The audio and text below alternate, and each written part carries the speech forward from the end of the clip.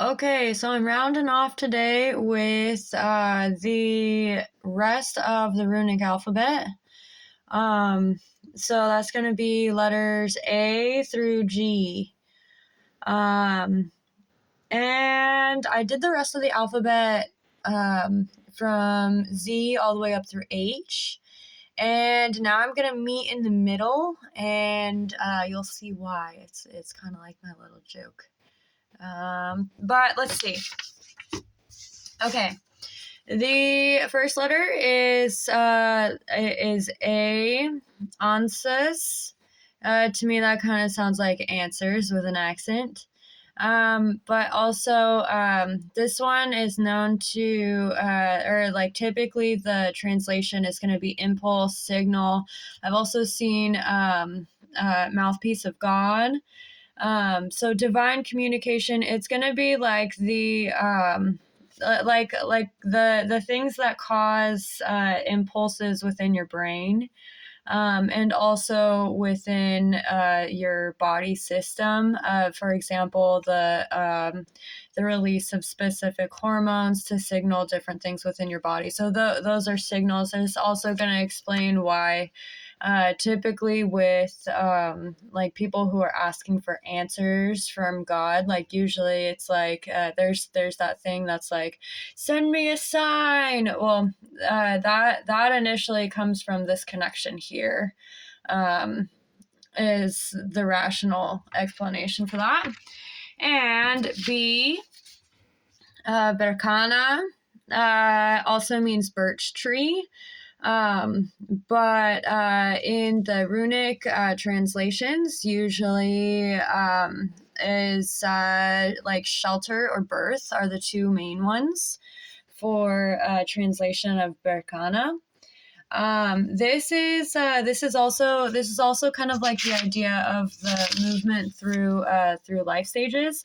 Okay, so first we've got like oh, that's before you were even a thought in your mom and or your dad and mine heads, this is like having a conception of someone or plan. And then this is like the actual like body, the shelter that takes place within and or like along that path. And then the next is kin. This is the very first fire. We went over the other two. The other two are going to represent the warmth aspect of fire. And also with warmth being like comfort and confidence. That's going to be Kano, and that one is typically associated with knowledge. And then the second one, and then the third one is Kaunos, and then that one is Q, associated with the light aspect of fire, which is going to signify wisdom and being able to truly see instead of just like making assumptions. You're able to make unbiased observations. So this is going to be that very first aspect of fire, which is going to be in the fact that it is a spark. Like it's something that sparks. That's like a baby when they're born. They're like in shock. They kind of like go into shock, and then they cry, and that's how like they're like they get this like life shock that goes through them so that they begin living. Okay, so the next one is going to be D, Daeg. And this is it's gonna look like this. This one is dawn. And if you think about what dawn is, it's a returning of light.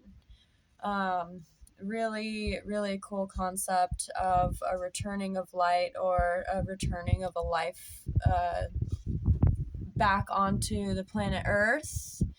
And this one, Daeg, meaning dawn, is also going to signify a returning of light in regards to consciousness. So we've got the concept of a person, we've got the body or the shelter, and then we've got the spark or the passion that's needed to like actually get the gears moving for the life. And then this one is the next step, which is like consciousness and awareness. Dawn, Daeg, returning of light is going to be awareness. And then Equas. This one is horse. And this one took a little bit for me to figure out what it meant. Essentially, horse is going to signify, also a typical translation of this is movement. And so horse is kind of like a storybook way to explain how you have this process of like a conception, and then formation of a body, and then a formation of this like passion life energy, and then you have this awareness, and then now we have the ability to move and the ability to go like further distances. And then after E is F, Feiyu. This one's cattle. That's what that symbol looks like. Cattle in a lot of different country, or a lot of different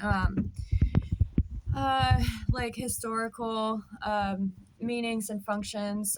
Cattle, very very sacred in Hindu Indian culture, and then also known to be the like the primordial cow in Nordic mythology, is known as the very first life form that was also in the days of like in the very first days where they started, and by they I mean we, as in like the human race, started tending to things like cattle.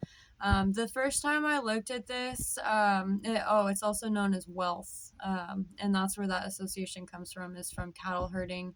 And the more cattle that you had, the more resources that you had, and so you were seen as more wealthy. Okay, so cattle also is going to be something that's closely associated with animal husbandry, in like kind of like a symbiotic relationship between the cow and the human, that also directs the life path and evolution of the cattle, but also of the man.